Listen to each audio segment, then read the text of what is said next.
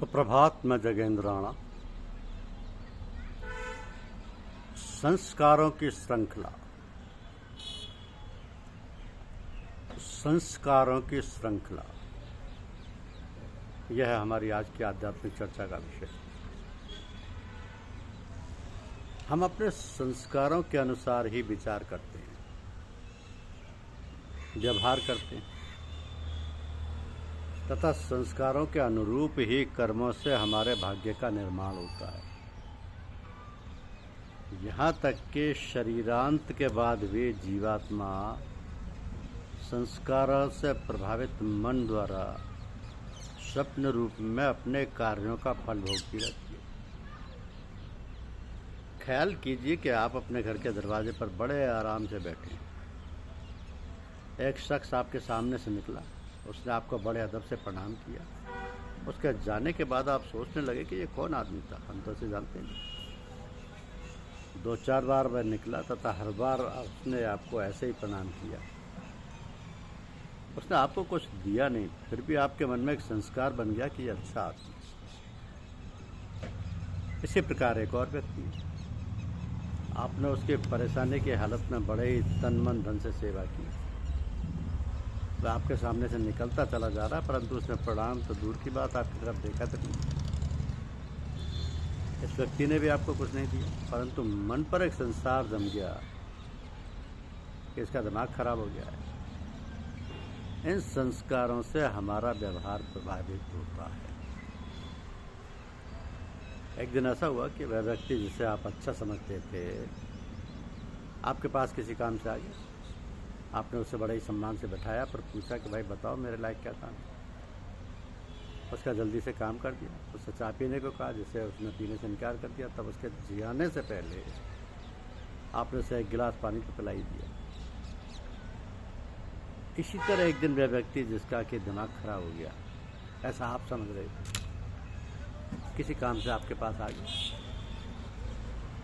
संस्कार बस आप उससे वही बात कहेंगे कि भाई क्या हो गया था, दिमाग खराब हो गया था, हम तुम्हें दिखाई नहीं दे रहे थे, अब मुँह क्यों दिखाने आए। इसी तरह की बातचीत में मारपीट क्यों ना बता दो और आप हवालात में बंद हो। अब देखिए, बिना कुछ लिए दिए संस्कार आपके गले में पड़ गए, उनसे आपके विचार व कर्म प्रभावित हुए तथा भाग्य स्वरूप आप हवालात में बंद हो। तो शरीरांत के बाद भी संस्कार समाप्त नहीं होते। ऐसा कहते हैं कि जीवात्मा के साथ मन साथ साथ चलता है तथा संस्कार बस स्वप्न रूप में भिन्न भिन्न संस्कारों का भोग होता रहता है। कोई अच्छा संस्कार आ गया तो जीवात्मा स्वप्न में देख रही है कि एक बड़े ही रमणीक बाग में सैर कर रहे हैं, बड़े बड़े मनमोहक पुष्प हैं, बड़े सुंदर सुंदर फल वृक्षों में लगे हैं, बड़ी सुहावनी ब्यार चल रही है। उस संस्कार के बाद दूसरा संस्कार आ गया।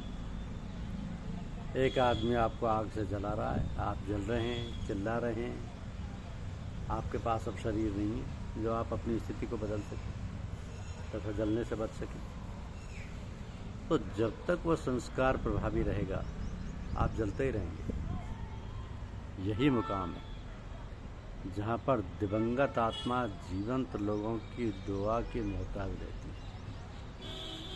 इसलिए हमारे तरीके में दिवंगत आत्माओं के लिए शांति पाठ करना व उनकी शांति के लिए दुआ मांगने का बड़ा महत्व है।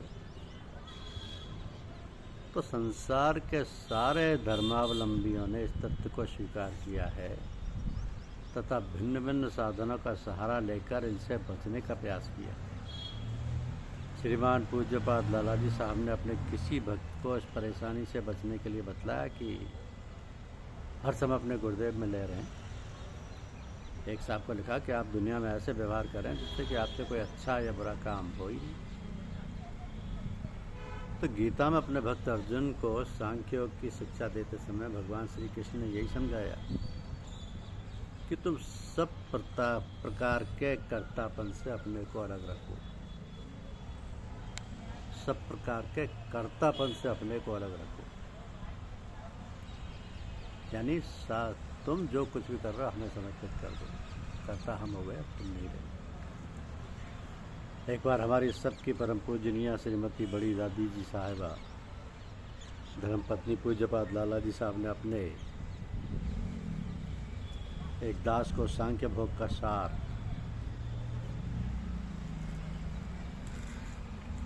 भाषा में समझा दी। आके देखो बेटा, दुनिया में जो अच्छा बुरा होता है सब ईश्वर का ही किया हुआ समझो। तो सदगुरु की शरण ही इसका उपाय है, इसलिए यथासंभव उनके ही ख्याल में रहें। वे इतने समर्थ हैं कि अपनी कृपा से हमारे कठिन से कठिन संस्कारों को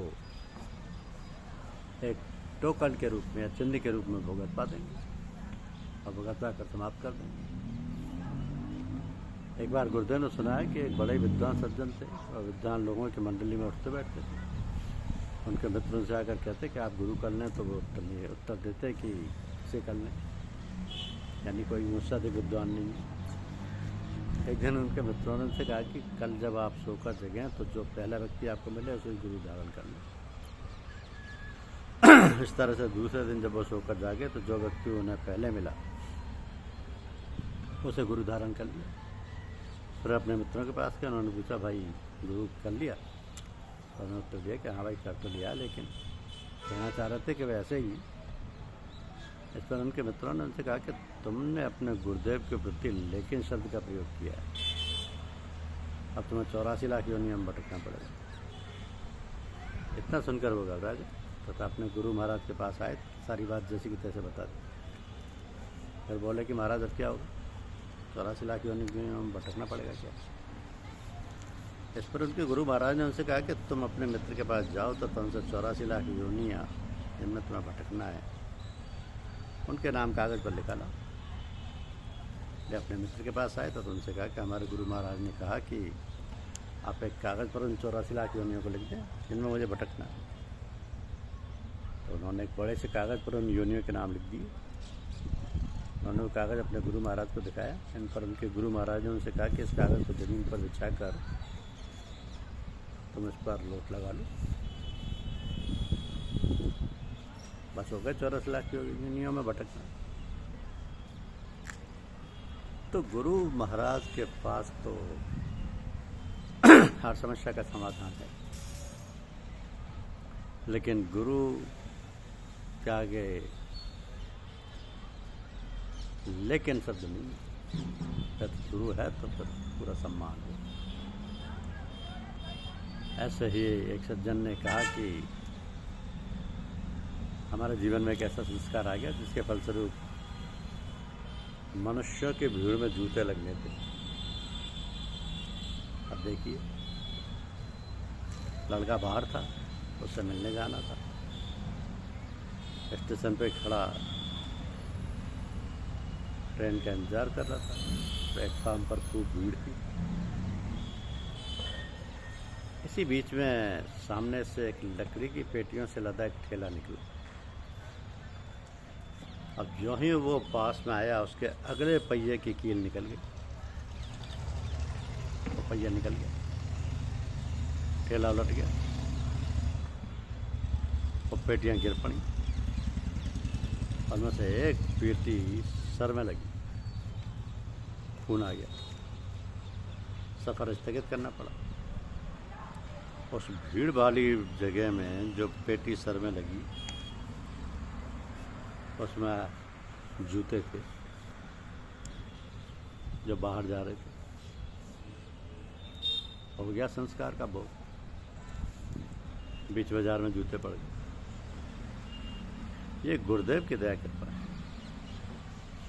गुरुदेव जब अपने शिष्य को कुछ भी भुगतवाना चाहते हैं तो उनके तरीके भी उनके अपने होते हैं।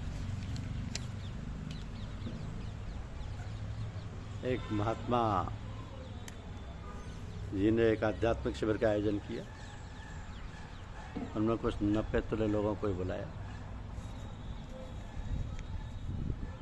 तो उनको कहा और उनको सबको प्रसाद बांटा।